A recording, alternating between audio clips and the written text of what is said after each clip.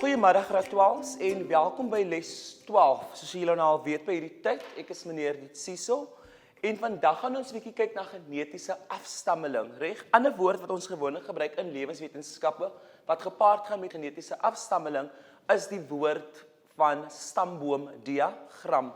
Nou, voordat ons baie in diepte gaan met hom, gaan ek eers net so 'n bietjie teruggaan na die vorige les toe en ons gaan net so 1 of 2 vragies uitwerk sodat ons net kan kyk of ons nog die vorige werk, en nou die vorige les was gewees die hybride kruisings.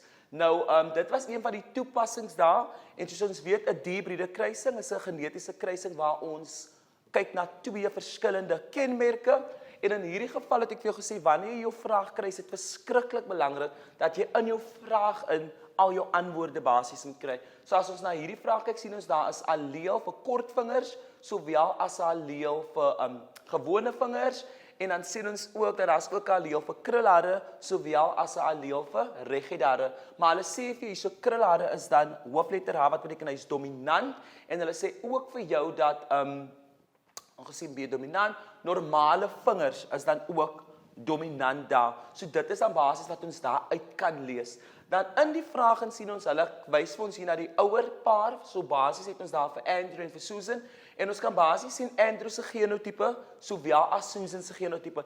En soos ek vir jou verduidelik het, deur te kyk na die genotipe, moet jy in staat dan wees om te kan weet wat is die persoon se fenotipe. So in hierdie verband kan jy sien hoofletter B, klein b, jy weet dat die dominante alleel oorskadu die resessiewe alleel, so dit sê dan vir ons dat Andrew volgens my het dan normale vingers, en as jy kyk na die klein h en reghede, en dan Susan, sal ons dan nou sê Susan het die verkorte vingers wat bekend staan as brachydactyly, verskriklike woord. So ons weet dit is dan die een waar die vingers dan nou nie normaal is, hy is 'n bietjie kort. So dit sê vir ons sy daardie oorerwing daar, maar ons sien hierso daar's 'n heterozigotiese, en onthou net jy moet nooit te mekaar word met homozigoties sowel as heterozigoties. So hierso sien jy is 'n heterozigotiese verhouding in terme van die allele daar, en jy sien basies hoofletter kleinletter heterozigoties.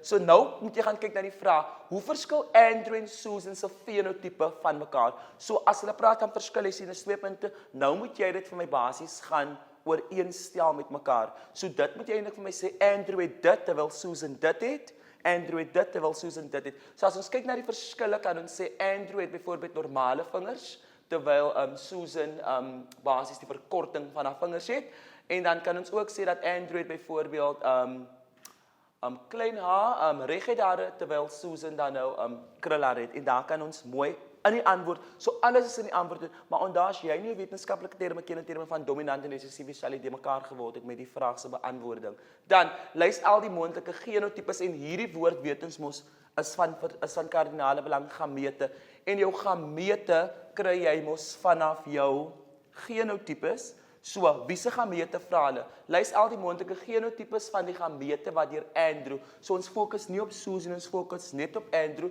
en soos ons gesê het, as ons die gamete uitwerk, weet ons lyk amper ons werk saam breuke in wiskunde, soos hoofletter B, klein h, hoofletter B, klein h, klein b, klein h, klein b, klein h, en dit is dan al die gamete wat jy nou waar gekry het vanaf die genotipe van Andrew. So graad 12 onthou, baie kere kan hulle vir jou die gamete gee, dan moet jy terugwerk, of hulle kan vir die genotipe gee, dan moet jy die gamete dan daarvan kan uitwerk. So dit was 'n verskriklike maklike vraag. Ek hoop dat julle dit kon gedoen het saam met julle huiswerk.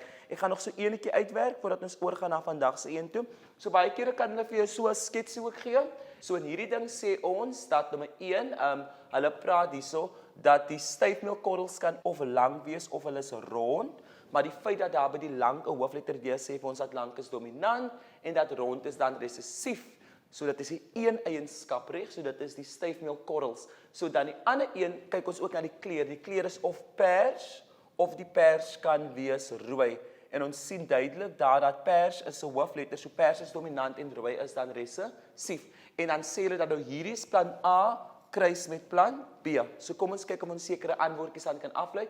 Bepaal, baie belangrik, genotipe en fenotipe. Jy moet jou vraag lees, en as jy nie jou vraag reg lees, dan beteken jy gaan nie die vraag. So plan A, hulle soek die genotipe en die fenotipe. So plan A kan ons basies sê, plan A se genotipe sien ons as hoofletter D, klein d, hoofletter E, klein e. Volg almal om saam met my daar.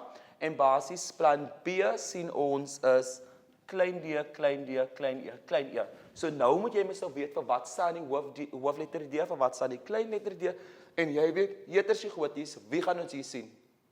Klein d of groot d nie, ons gaan die groot d sien, want 'n dominante alleel oorskadu altyd die resessieve alleel. En nou moet jy dit dan vir my kan sit in woorde. So plan A kan ons dan nou duidelik sien, hy's lank met persblomme, en plan B kan ons dan nou sien, dit is dan nou weer rond, klein letter E saam met rooi blomme, en daar het jy jou pragtige 4 punte. Maar nou wil hulle weet van die gamete. Hulle wil weet hoeveel gamete met verskillende genotipes kan moontlik geproduseer word deur. Nou sê hulle daar aanvaar dat daar geen kruising in my hose is wanneer die gamete gevorm word nie. By plan A, hoeveel gamete met verskillende genotipes? So kom ons kyk gou vir plan A. Plan A is hoofletter D, klein d, hoofletter E, klein e. So hoeveel verskillendes? Kom ons kyk gou. Hoof D, so daai is 1, reg? Hoof klein, daai is 'n ander een. Dit is 'n ander enetjie, hoofletter, dis hoof groot letter, en dan het ons klein letter D en 'n klein. So dit sê vir ons daar's 4 verskillende gamete wat ons daar kry. Kom ons kyk gou vir plan B, reg? Jy kan al klaar sien, hoofletter D, klein e, so almal die gamete gaan dieselfde, so hoeveel verskillendes gaan daar wees? Ons kan basies sien, daar gaan net 1 tipe verskillende moontlike genotipes dan wees. Wat is die genotipes van die gamete wat geproduseer word in plan A? So as ons kyk na plan A se genotipes van die gamete, dan kan ons basies sien dat as ons na hom kyk, dan sien ons basies hierso kan ons sien hy's rond en hoofletter E is pers, en hierso kan ons ook sien daar's ook hierdie een is nou weer lank, so basies sien jy daar's verskillendes, en dit is dan hoe jy die vraag kan werk deur te kyk dan na die skets. So dit was eintlik 'n baie makliker laorde vraag, omdat jy eintlik 'n skets gekry het om jou ook dan te gehelp het in daardie verband. Reg? So ek gaan begin by die doelwitte vir die les. So ek wil weet dat jy die woord genetiese afstammeling kan definieer. Nou, lewenswetenskappe definisies is baie belangrik, want jy moet woorde kan definieer, en jy moet ook die definisie kan toepas binne verskeie scenario's wat aan jou gegee word.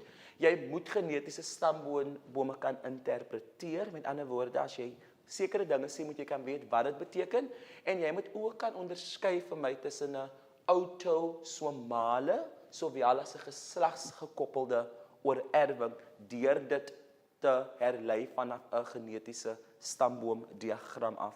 Nou kom ons begin by die begin. Wat weet jy nou al reeds? Wat jy al reeds weet is dat 'n genetiese stamboom baie belangrik. Dit spoor oor erflike eienskappe op, en daardie eienskappe kan ons sien oor verskeie generasies, reg? Oor baie generasies. Nou baie kere word die graad 12 verskriklik te mekaar as hulle hierdie diagram sien. So hierdie diagram se naam is wat ons noem 'n stamboomdiagram. Of as jy nou baie fancy wil klink, dan kan jy ook sê dit is 'n genetiese afstammeling. So dit is 'n stamboomdiagram. En in die stamboomdiagram kan ons basies sien hoe sekere eienskappe vanaf die ouers oorgedra word na hulle kinders toe, en vanaf hulle kinders word dit dan oorgedra ook na die ander kinders toe. So basies sien ons dat daar is 'n oorsprong iewers, so dit is dan waar die generasie begin het. So in hierdie geval sien ons dat sekere gene word dan oorgedra. Wat belangrik is vir die interpretasie van 'n stamboomdiagram is dat jy moet weet dat die vierkant sê vir ons dat dit is 'n man, terwyl die sirkel vir ons dan sê dat dit is 'n vrou. So daar het jy nou al klaar, dit is dingetjies wat jy mens nou al moet weet, graad 12. Dan weet ons ook dat indien die persoon geaffekteer is, dan weet ons dat die sirkel of die vierkant is basies nie ingekleur of geskakeer nie, maar indien die persoon geaffekteer is, weet ons dat om dit aan te dui, sal daar altyd vir jou wees dat dit basies geskakeer is, so dit sê vir ons dat die persoon ly dan aan daardie spesifieke siekte, of daardie tipe eienskap was dan oorgedra na die persoon toe. Kyk, so dit kan ons nou deur net na hierdie skets te kyk, het jy nou al klaar vir jou 'n paar puntjies dan opgetel vir die eindeksamen. So, daar's 'n paar dingetjies wat leerders verwar as dit kom by stamboomdiagramme. En die twee dingetjies wat leerders eintlik baie verwar as dit kom by stamboomdiagramme is hierdie twee terme wat jy op die bord sien. Die een is jou autosomale oorerwing. Voorbeelde van daardie siektes is albinisme, sowel as sekelseelanemie. Ons weet albinisme is wanneer jy mens nou 'n tekort het aan 'n sekere hoeveelheid melanien in jou vel, as jy met my daar. En dan sekelseelanemie weet ons dis mens nou 'n siekte wat jou rooi bloedselle aantas en ons almal weet rooi bloedselle het mos 'n spesifieke vorm. Maar dan nou iemand wat dan nou ly aan sekelseelanemie omdat dit aangetast word, dan weet jy dat die vorm verander dan. So onthou, ons gaan nie baie in diepte met dit nie. Jy kan net weer daar's twee voorbeelde van autosomale. Nou, ek wil graag by jou weet en ek weet jy is nou hier nie, maar jy kyk mos nou die video en jy is mos nou besig om saam met my deur die les te gaan. Waar het jy al gehoor van die woord autosoom? Ek wil hê jy moet net so 'n bietjie terugdink aan ons vorige lesse. 'n Autosoom. Want in ons vorige les het ons gekyk na autosome sowel as chronosome. En ons autosoom het ons gesê in jou karyotipe. Nou jou karyotipe, daardie pragtige diagram wat vir jou al die verskillende chromosome in jou liggaam is gekarakteer daarop. So daarop het ons geonderskei tussen twee tipe chromosome. Ons het gesê ons kry autosome en ons kry chronosome. Maar as ons kyk na autosome, dan weet ons dit is jou eerste en ek verwys nou net na 'n mens. En onthou 'n mens het 46 chromosome, reg? So dit is 23 pare. So jou eerste 22 pare van paar 1 tot paar 22. Daai eerste 22 pare homologe chromosome weet ons staan bekend as autosome. En jou laaste twee staan bekend as jou chronosome. So dit is jou geslagschromosome wat gaan bepaal of jy 'n man of 'n vrou is. So hier kyk ons na jou XX-chromosoom of ons kyk na jou XY-chromosoom. En ons almal weet nou al XY man en XX is dan die vrou. So, 'n autosomale oorerwing, dit is nou die tipe genetiese kruising as jy nou kyk na jou stamboomdiagram waar ons nie gaan kyk na ons chronosome of ons geslags chromosome nie. Ons kyk nie daarna nie. So daar gebruik ons net gewone letters afhangende van wat die eksamenvraag vir jou sê. Maar as ons kyk na geslagsgekoppelde oorerwing, dan weet julle in graad 12 fokus ons op hierdie twee siektes, hemofilie sowel as kleurblindheid, reg? So jy het nou al geweet, as jy terug gaan na vorige lesse, dan weet jy dat hemofilie sowel as kleurblindheid, dit is geslagsgekoppelde afwykings en hierdie afwykings word gedra op jou geslagschromosome. So, wanneer jy die genotipe moet skryf van dit, dan sal jy jou XX en jou XY gebruik, want dit is jou geslagschromosome. En dan daarby weet jy sal jy dan nou net bo vir my, in klein letter in die transkripvorm, sal jy dan nou vir my die alleel dan nou gaan sit om te verwys of die persoon geaffekteer is of nie. So, moet nie verwar word in graad 12 tussen 'n autosomale oorerwing en 'n geslagsgekoppelde oorerwing nie. Onthou by geslagsgekoppelde oorerwing moet jy jou geslagschromosome gebruik. Want as jy nie jou geslagschromosome gebruik, beteken dit jy gaan geen punte kry in die eindeksamen nie. So, ek het net so 'n bietjie 'n tabelletjie ingesit. Hierso kyk ons byvoorbeeld na kleurblindheid, reg? En ons almal weet dat 'n ander woord vir kleurblindheid wat ons gebruik is daltonisme. Geslagsgekoppelde oorerwing weet ons dat dit word gedra op die geslagschromosome. En ons weet in terme van kleurblindheid en hemofilia, weet ons dit word slegs gedra in 'n resessiewe staat, kan ook dominante staat wees, maar ons weet op die X-chromosoom en nie op die Y-chromosoom nie.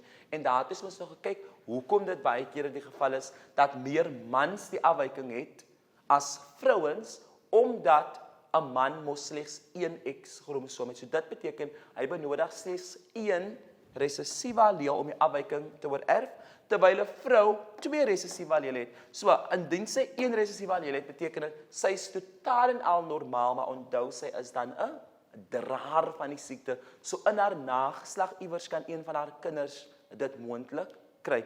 So solank ons dan nou dit het en as ons verwys na kinders met die draermoeder, weet jy mos nou dat dit gaan mos nou wees in terme van 'n seun indien die pa normaal is. So dit is dan net so 'n bietjie inleidingkie daar. So nou graad 12 gaan ons nou inspring binne in hierdie pragtige stamboomdiagramme, want sekere vragies moet jy kan beantwoord, want die vraag wat vir jou gevra word kan wees van vlak 1 tot en met vlak 4 vra, want jy moet weet hoe om dit te interpreteer. So hier sien jy, ek kan vir jou vra wat word hierdie diagram genoem. Hierdie diagram weet ons dan is 'n stamboomdiagram.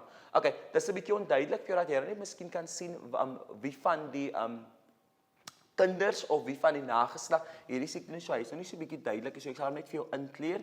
Hierdie persoon het dit en hierdie persoon het dit, sodat jy nou nie kan mekaar word met die interpretasie van dit. Reg? So die res van hulle almal is dan volgens hierdie diagram volgens my normaal. Okay, so nou sê hulle, die onderstand. Nou, wanneer jy die vraag lees, moet jy interpreteer wat die vraag vir jou vra. So kom ons kyk gou in die vraag. Die onderstaande stamboomdiagram, so jy weet al klaar, stamboomdiagram oor erwing van verskeie kenmerke, reg? Toon die oorerwing van kleurblindheid. En hier praat hulle van daltonisme in 'n familie. Nou kyk gou watter woord gaan jy weet wanneer gebruik jy XX en XY. Jy gaan weet wanneer jy XXX sê wanneer hulle die woord gebruik geslagsgekoppeld. Geslagsgekoppeld, so dit beteken hierdie afwyking word gedra op die geslagschromosome. En dit word deur 'n resessiewe alleel veroorsaak. Resessief beteken die kleintjie. Onthou, resessiewe alleel en dis die dominante alleel. So jy volg nog met my. Dan, die vermoë om kleur normaal te kan sien word deur 'n dominante alleel veroorsaak. So kom ons gaan gou na hoeveel manlike nakomelinge van ouer 1 en 2 was normaal. So hoeveel manlike nakomelinge van ouer 1 en 2 was normaal. So dit beteken kinders wat gekom het van 1 en 2. So dit is 1, dit is 2. Dis almal hulle kinders. Jy kan dit nie mekaar as jy kom by stamboomdiagrammie, want die kinders kan jy basies sien moet direk afstam vanaf die ouers af.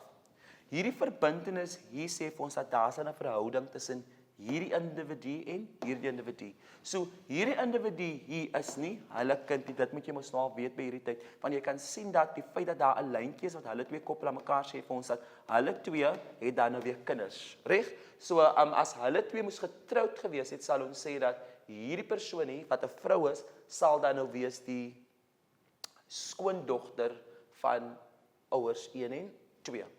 Soos hierso sien ons dis die dogter, maar die dogter het getroud met 'n man, hulle het 'n kind daar as hulle getroud is, en hierso kan ons basies sien dat hierdie sal dan die skoonseun wees van 1 en 2. Julle het hom dan nou so. So hulle wil weet hoeveel van die manlike naaf van ouer 1 en 2 was normaal. So ons fokus net op ouer 1 en 2 se kinders was normaal, 1,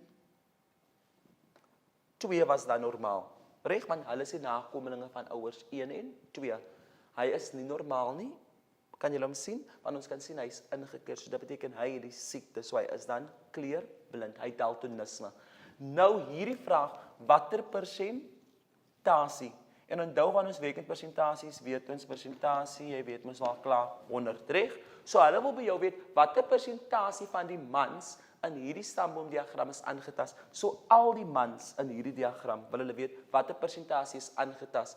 En as ek nou hier moet sien, dan sien ek net een man is aangetast, as julle met my daar, maar nou moet jy gaan kyk hoeveel mans is daar in totaal. En in totaal is daar 1, 2, 3, 4, 5, 6, 7 mans, reg? So 1 uit die 7 uit is aangetast, so 1 gedeel deur 7 maal 100, en daai is dan die persentasie. Jy gaan dit mos nou self uitwerk, so dan sal jy dan die persentasie kry. Nou, in die vraag kan hulle vir jou vra vir die genotipe, of hulle kan vir jou vra vir die fenotipe. Lees jou vraag. Hulle soek hierdie genotipe, so hier gaan ons letters gebruik. Onthou, dit is geslagsgekoppeld, so, dit is in jou vraag in, so jy moet jou XX en jou XY gebruik. Kom ons fokus gou net op individu 2.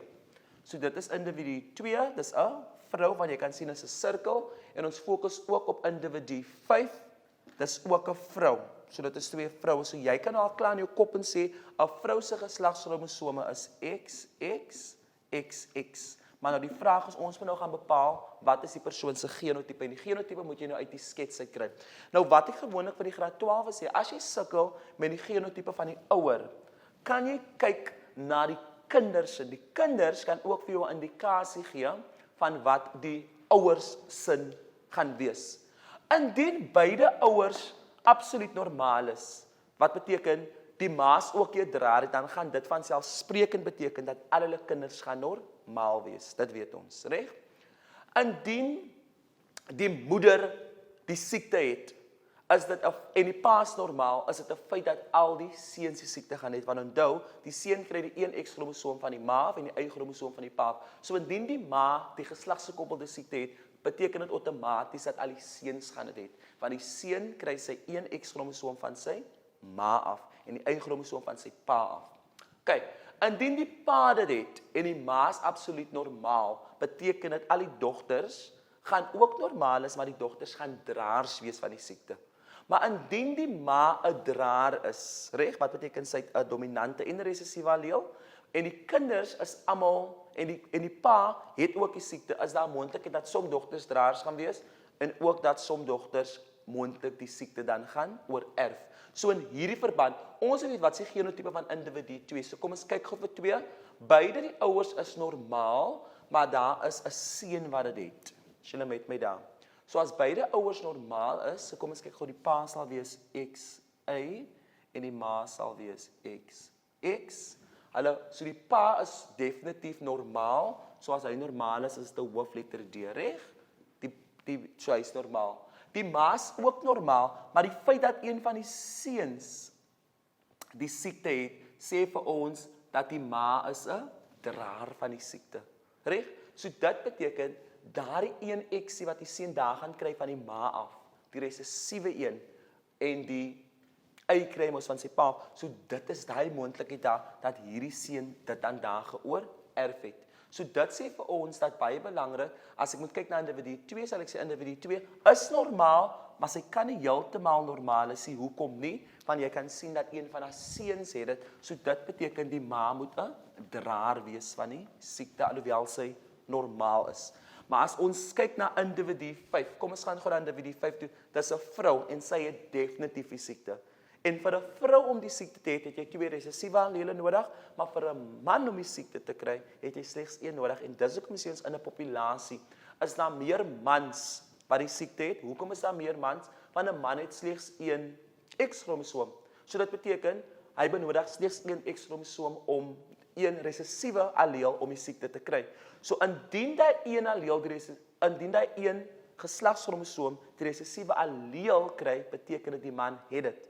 Maar in die vrou se geval benodig die vrou 2 resessiewe allele, so sy dan 'n kleiner kans om dit te kry. So individu 5 is 'n vrou, sy het definitief die siekte en om die siekte te hê by 'n vrou weet ons sy 2 resessiewe allele nodig, so dit is dan die individu 5 sin. En daar het jy dan nou netjies vir my vir nommer 2 en individu 5 sin uitgewerk, maar kyk gou vir vraag 1.4.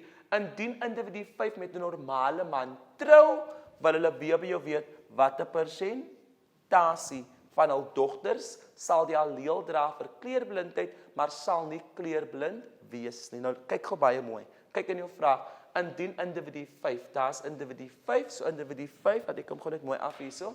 So individu 5 het ons gesê, sy het definitief die siekte, so sy 2 resessiewe allele.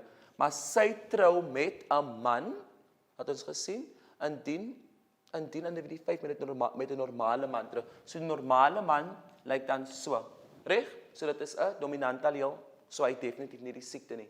Nou wil hulle weet, wat is die persentasie kans dat hul dogters nie die alleel vir kleurblindheid, hulle sal die alleel vir kleurblindheid dra, maar hulle sal nie kleurblind wees nie. So basies onthou, die dogter kry die een X van die pa af en die ander X kry die dogter dan van die ma af. So watter persentasie kans is daar dat die dogters, dit is definitief 100% kans. Die dogters gaan absoluut normaal wees, maar hulle het die alleel vir kleurblindheid, wat beteken hulle is dan 'n draer daarvan. So dit is een wat gepaard gaan met geslagsgekoppeld.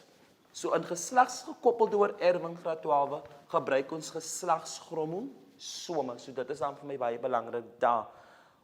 Ons gaan gou na ons volgende een toe. Die onderstaande stammoeder gaan toon die patroon van oorerwing van 'n sekere genetiese afwyking wat deur 'n resessiewe alleel beheer word. So die resessiewe alleel is hier aan bewin van sake. Het julle hom so? En hierso wil ek net weer vir julle inkleer, hy's geaffekteer en hierdie enetjie hier's geaffekteer. Dan sê hulle die dominante alleel word deur N verteenwoordig en die resessiewe alleel word dan deur 'n klein n. So dis dominant en dit is resessief. As julle met my daar. Nou wanneer jy so 'n stamboom kry, is dit nou 'n bietjie meer ingewikkeld want onthou dit is nie geslagsgekoppeld nie. So jy kan nou met XX en XY gebruik, alhoewel jy nog steeds twee allele gaan hê. Wat jy nou hier moet na kyk is, jy moet gaan kyk vir my na die sleutel.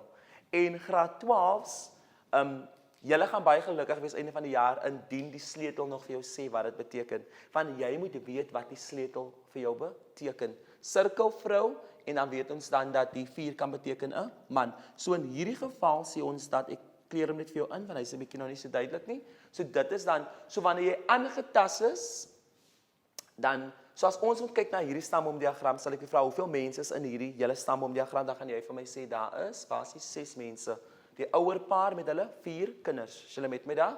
So, hier gaan jy nou nie gebruik die geslagskromosome nie, want dit is nie 'n geslagsgekoppelde stamboomdiagram nie. So die eerste vraag, verduidelik waarom albei ouers heterosigoties moet wees vir hierdie eienskap. Hoekom moet beide ouers heterosigoties?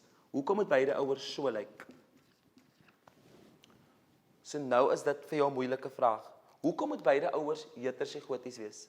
Want indien die beide ouers nie heterosigoties was nie, dan sou dit onmoontlik gewees het dat hulle kinders het wat aangetas is, sowel as kinders het wat normaal is. En jy moet mos nou weet dat om normaal, want hulle sê hierso, die dominante alleel is die hoofletter N en dan die resessiewe alleel is die klein n. So wat ons dan nou hier kan sien is dat wat ons kan sien hoekom hulle heterosigoties, want jy kyk na die nageslag en in die nageslag sien jy daar's beide kombinasie van kinders wat aangetas is deur die siekte sowel as kinders wat onaangetas is deur die siekte. Reg, dan verskaf bewyse vanaf die stamboomdiagram om te toon dat hierdie eienskap nie geslagsgekoppeld is nie. So hoe kan ons dit dan? Want onthou, indien dit geslagsgekoppeld gewees het, weet jy mos nou hier kyk ons mos na XX en XY.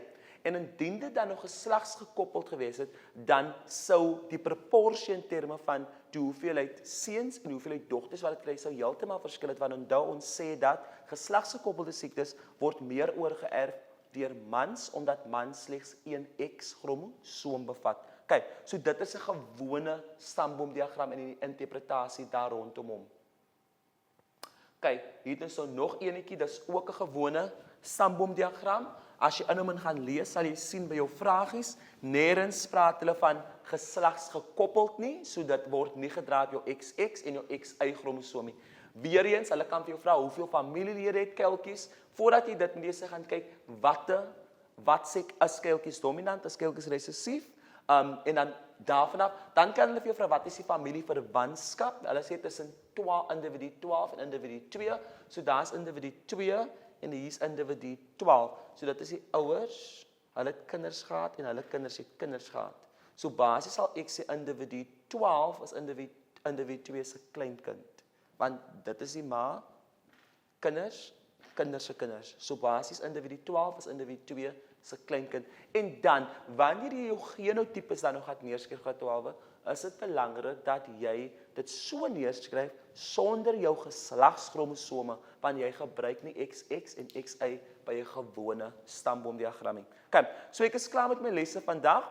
Al wat ek wil hê jy moet doen is, jy gaan net vir my deur hierdie pragtige huiswerkaktiwiteit werk en dan sal ons daarna kyk. So graad 12, baie belangrik, moenie te mekaar word met jou stamboomdiagramme nie, want jy het jou autosomale sowel as jou geslagsgekoppelde afwykings. Baie dankie.